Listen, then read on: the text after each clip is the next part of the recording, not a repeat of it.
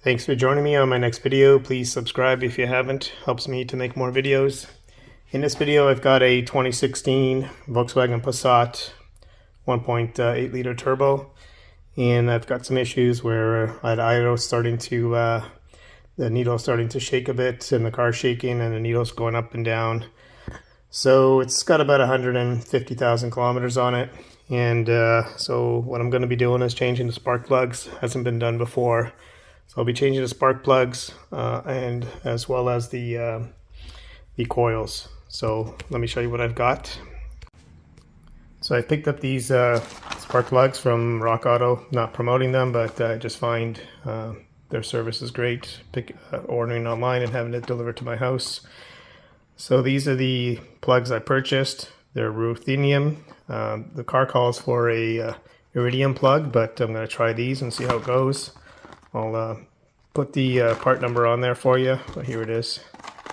But I'll put it also in the description of the video.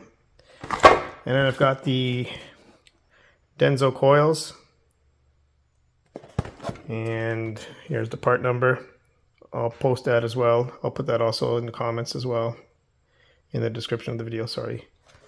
Okay, so let's proceed to change them. So first things first is you need to remove this cover. It's got 4 clips over here, so you're just going to pretty much just grab it from here, lift it up, and that releases the first 2 clips. And do the next on this side. And there you go. So there you go. That's what I was referring to. One here, one here, one here, and one here. And that corresponds to these pins here. Down there and right here. Okay, so that's how you move the cover. This is where the coils are. Spark plugs are underneath there, so you need to remove the coils and then remove the spark plugs. So step number 1, I'm going to release the grounding cable here. Just remove the screw, the bolt there, the nut on each one of those. So let's start doing that. Okay, so this nut here is just a 10 millimeter.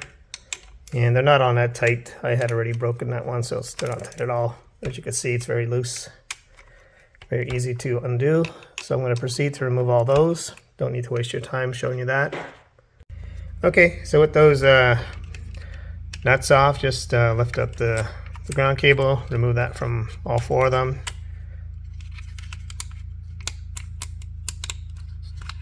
Okay.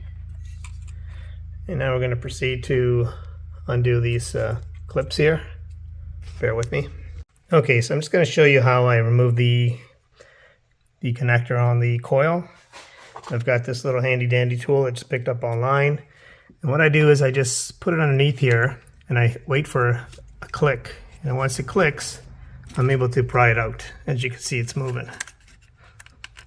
So I did this one already, and I'm going to proceed to do this one. So put that in there. I heard that little click, and now I'm able to pull it up. It's kind of hard to do with one hand, but I'm going to do it with 2 hands. Okay, so now that I've got them all removed, I'm going to make some room for myself. So I'm going to just, can't move this too much, so I'm going to just release it from here. Just pull it away. And once I get that out, that's what I'm pointing to right here. Once I remove that, I'll be able to get some slack on this. Okay, so I've got those removed. I can't push them back any further because this is kind of giving me some issues. So I'm going to just remove this here. All I did was just kind of just pry that open there. So now this is open and this is out, and I'll be able to get some slack there so I can pull that out. Okay, so I was able to get this up, as you see. With that removed over here, I was able to lift this up. Now I'm going to proceed to remove the other nut that's there. It's a 10 millimeter as well, and that'll allow me to remove the coils. Okay, so I've got a deep socket, number 10. Gonna loosen that up. Do that for all of them. I'm not gonna bore you here with these detail. As you can see, they all come loose quite easy. And let me just remove the rest off camera. So I'm just removing the final one. This is what they look like. I've got everything over here. And now the coils should just be able to pop off. Remember, they're around the spark plug, so you're gonna have to jiggle it a bit, get it out.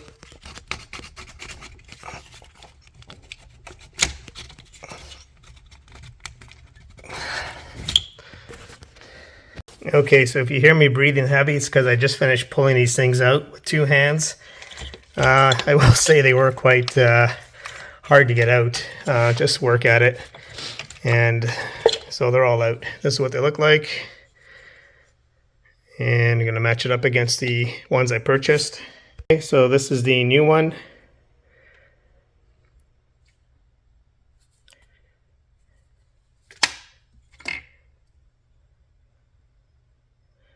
It's the old one. And they look exactly the same. So, should be fine. So let's proceed to put these in. Okay, I think I said I'm going to proceed to put those in, but first what I need to do is remove the old spark plugs and get the new ones in there. So let's do that. Okay, so I'm just using a 5/8. Not sure if you can see that there. Let me try to focus there. It's a 5/8 spark plug tool. It's got a built-in rubber there to hold the spark plug so I can pull it out.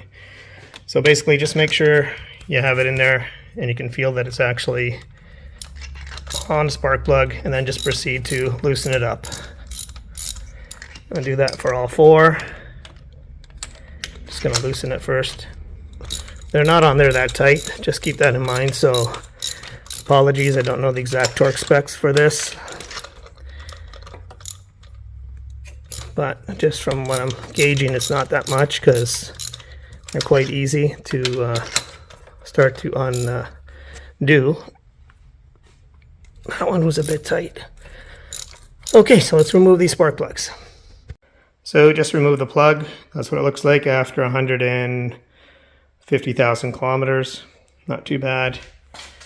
I do have myself an air ratchet, so I can easily remove these without having to do it manually. So let's remove the remaining 3 and proceed to put the new ones in. All right, let's go.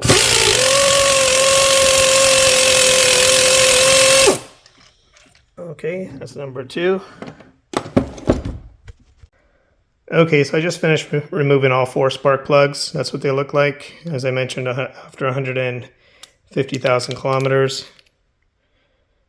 These are NGKs, Volkswagen. Okay, so let's proceed to put the replacement ones I purchased. So these are the plugs I purchased, also NGK, but they're the Ruthenium. It's supposed to last longer than the Iridium, and they're pre-gapped for this particular vehicle, so we're not going to do anything there. On the Rock Auto website, as you click on more info on the product, it specifically says do not use any dielectric grease, and there's a reason for it. I just don't remember, but so I'm not going to be doing that, and I'm just going to proceed to put these plugs in. One thing I like to do is always make sure that you put it in by hand first. Oh, I just dropped something. I'll pick that up. Okay, so what I mean by hand is just get into your tool, put your tool in there, and then start to tighten it by hand before you use any tools, just in case you cross-thread it. So I'll show you that. Okay, so that's what the plug looks like. Pre-gapped for this vehicle, as I mentioned. And I'm just going to put this into the tool, place it into the engine block, and just hand tighten. Okay, so I put the spark plug into the tool, and as I mentioned before, it's got a rubber in there, so it holds the spark plug nicely. Just be careful as you're putting it in. You're not hitting it up against the sides or something and then disrupting the gap. So once you feel like it's in there, start to just hand tighten to the point where it's tight, and then we'll proceed to tighten it with the socket handle there. Okay, so that's hand tightened. I already did this one here, so I'm going to proceed to do the other 2, and then we'll tighten it up. Okay, so they're all in there, hand tightened. I'm just going to tighten just slightly. Like I said, it wasn't really that tight when I was removing them, so I'm just going to not go too crazy. That's good enough. You should really use a torque wrench and find out what the torque specs are, but I apologize, I don't have a torque wrench for this size. And I don't know what the torque specs are. Okay, good enough. Let's proceed to put the coils on. Okay, put the spark plugs back in. Let's proceed to put the coils. And just gonna make sure that they go all the way in. Hopefully I can do this with one hand here. And that's it. That's all the way down. Do the next one.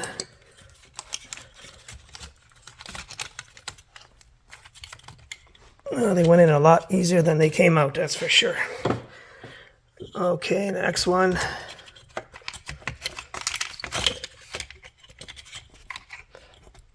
There we go. And the last one. Okay. And that's it. So I'm going to proceed to put those bolts back in.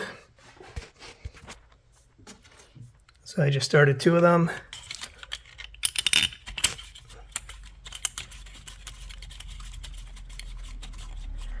Do everything by hand until you feel comfortable that it's in. And then you can use the tool to actually tighten it. So let me do that. Okay, so I just put them in by hand. I'm just going to use the socket to tighten it. It's plastic, so don't go crazy. It just has to hold it down. It doesn't have to do anything major, so don't go crazy. Don't over tighten it. You don't want to break anything. I'm good there.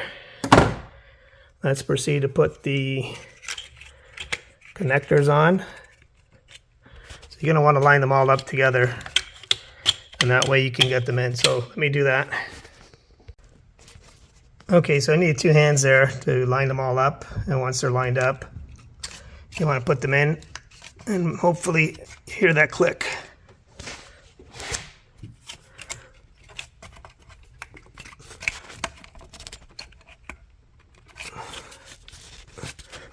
Okay, they're all in.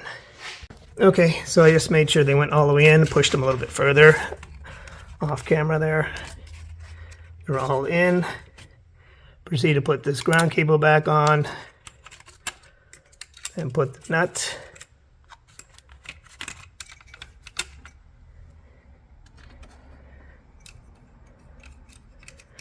Started by hand. Just make sure you don't drop them and lose these things. It's the last thing you want to do.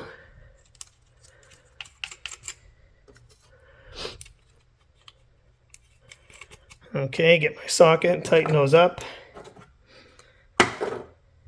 Okay, just got my little mini socket here. Don't go crazy. Tightening it up.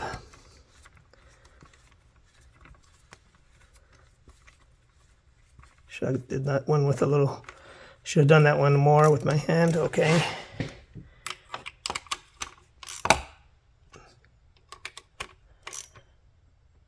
Okay, just go through them one more time. That's pretty much it. Just remember to put this back because I had removed it from over here, so it ended up underneath. Let me get it over. Okay, good.